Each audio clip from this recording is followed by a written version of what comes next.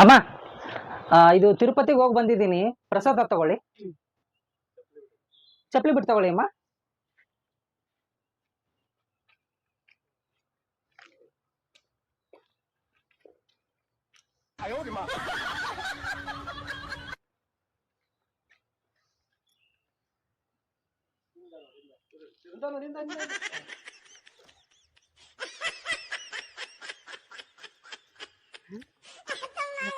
ಚಪ್ಪಲಿ ಅಂತೀನಿ ನಾನು.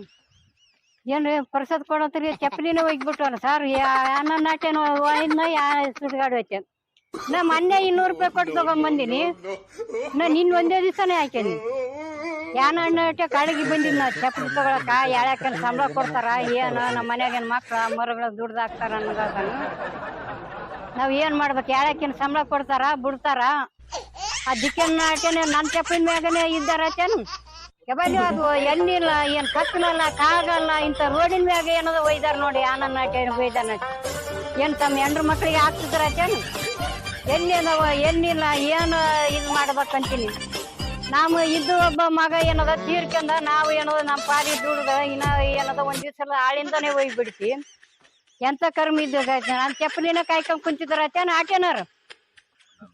ಏನ್ ಕತ್ತಲ ಕಾಳಗ ಇದು ಆ ಚಿಕ್ಕ ಅಂದ್ರೆ ಅವೇ ತಗೊಂಡ ಹೊಡಿತೀನಿ. ಅವ್ನ ಬಾಗನ ಜಿಟ್ಟಿ ಊರ್ಲಿ ಬರ್ಲಿ, ಅವ ಯಾವ ಬರ್ತಾನ ಯಾವ ಇಲ್ಲ.